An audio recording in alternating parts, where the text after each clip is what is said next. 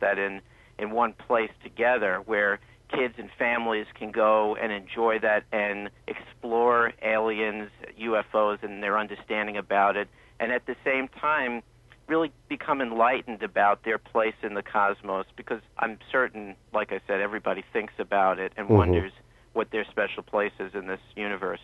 Now, have you ever had any type of sighting yourself or experience yourself that really got you interested, or was this just curiosity? Yeah, this is just curiosity. Unfortunately, every time I look up in the sky, it's like, please, can I just see a UFO? I'd love to see one. I don't know if I want to be abducted by aliens necessarily, but I certainly would love to see one.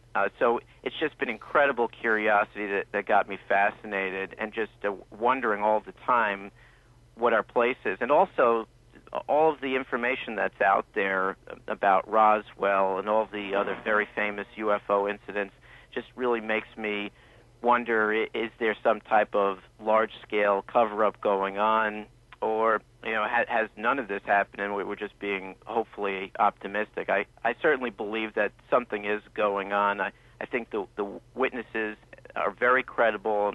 I think some of the interesting stories that have taken place over the years really need to be researched some more, and I really think we need to get some top scientists on board, and I think that's already happening, to say once and for all whether this is indeed happening or if this is made up. And what if they found out maybe it didn't happen? Do you think that would hurt the vision of the park a little bit? Well, no, I actually don't, because there's still that entertainment aspect. And then the other thing is, just because, let's say we do find out, all right, that none of it happened, it's all been a fallacy for everybody. But the thing is, the universe is still vast. There are still stars out there with planets, and we probably are pretty sure that some of them must support intelligent life. So the thing is, the quest is still on. It's just that if they say, well, we haven't been visited yet, but there's certainly a tremendous possibility that life's out there, we just haven't found it yet. And so I still think that the dream and the vision would still be alive, even if that happened. Well, good. Well, it was a kind of a silly question, but that was a very good answer. And you know what? I haven't talked about this on the air, but I think you'll appreciate this, especially when we get even deeper into the attractions that you have planned. But already hearing a little bit about what you want to do with the park. As you know, I do work in television. My newest project, which I'm just completing, and I've kind of been a little hush-hush about it, is that I've written and directed an episode of The Universe on the History Channel. And I have always been fascinated by the topic of the universe, but never have been this entrenched in the topic. And my episode of The Universe, and in the coming weeks I'll be advertising this even more and bringing in some of the experts to kind of bring a little bit more background to what the show is about. But in a nutshell, what I did was I created a hypothetical chunk of the universe, and I'm taking the viewer on an intergalactic journey, so to speak, across these 5 different planets that have 5 different environments, and I'm showing how alien life could evolve and created an evolutionary line of species on each planet, and have astrobiologists and evolutionary biologists to help explain why they would evolve certain ways. And it's really going to be an unbelievable show. And I think that's right up your alley, too, with some of the attractions that you have there. And let me tell you, it is a fascinating topic to really kind of see how alien life would evolve. Let me ask you some of your other attractions. I mean, can you go into some details without spoiling anything about what you have planned? Yeah, I mean, I can go into some details about them. I mean, certainly the whole Roswell experience. I wanted, one of the main attractions that I wanted to have was an alien abduction roller coaster, and I've gotten a lot of interesting feedback since I've been talking about that for the past 3 years. Some said, well, you really shouldn't be making fun of abductions because they're very serious things and usually very frightening. And then the other thing is, I mean, do you really want to take a person on an alien abduction ride? Wouldn't that be too scary? Would kids enjoy it?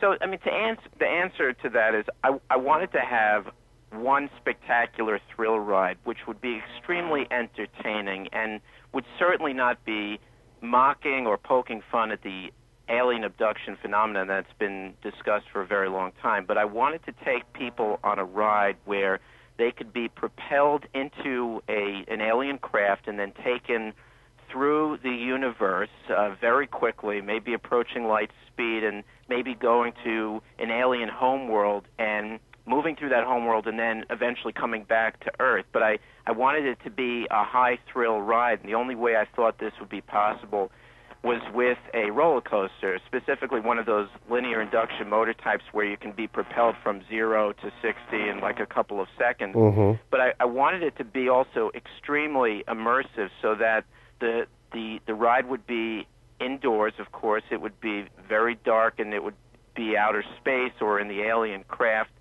And there would be a lot of environmental aspects of it as well.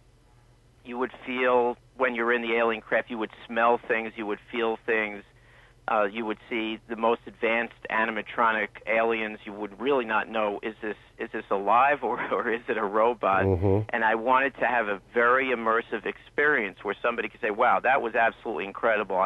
If that would come as close to being abducted by aliens as anybody would ever want, but also be fun and entertaining, and you wouldn't get off saying that the ride would, this is horrible, but actually having a really wonderful experience. So that was one of the key attractions that I wanted to have. And then some of the other ones, I really wanted to create these alien worlds, like I was mentioning earlier, mm-hmm. where you could actually experience what life would be like on one of these planets. There would be the vegetation that would be growing. Of course, some of it would be real, some of it would be artificial, mm-hmm. Where you would actually see the suns in the sky. Maybe it's a trinary star system, so you're looking up and seeing the three suns. You would be exploring maybe underground caverns and seeing why maybe some of the alien species have very large eyes. It's because they're living underground. Maybe you'd be on a boat ride exploring some of these underground caverns and seeing the various alien life forms there. So they would be rides and interactive attractions like that.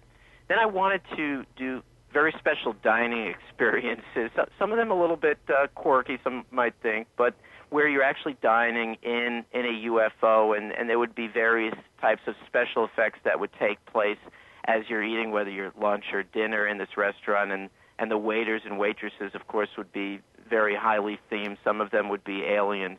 And the way that you order your food would be very unique. I obviously don't want to go into all the specifics. Sure, on I understand. So I see a place where it's definitely family-oriented, where there's a lot of kid-friendly attractions. There's, of course, going to be a lot of thrill attractions, and then a lot of these scientific, immersive walkthrough experiences, and also several dark rides that kids would go on and enjoy with their family.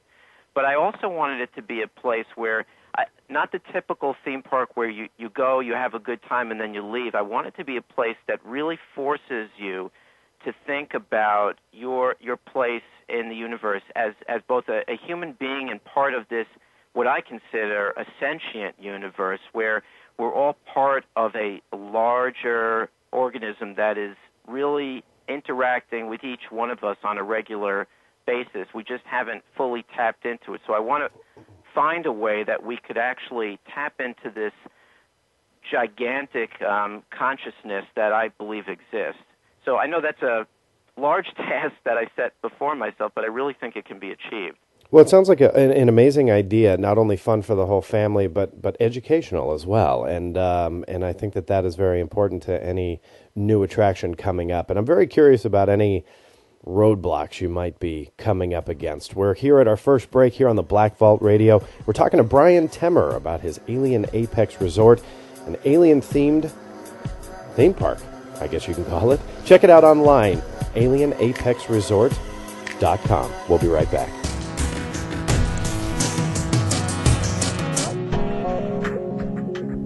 Welcome back to the Black Vault Radio. We're talking to Bryan Temmer about his alien-themed theme park, Alien Apex Resort. Sounds like a phenomenal idea, pardon the pun, and not only a fun family experience, but educational as well. Many of the attractions definitely right up my alley, and probably up many of yours that are listening. Bryan, let me ask you, Roswell, New Mexico, of all places, that's kind of an obvious one, but why aren't we seeing you build this? Why can't we come visit you?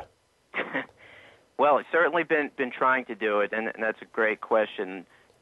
the state of New Mexico about a year ago had appropriated some funds through a capital outlay of about $245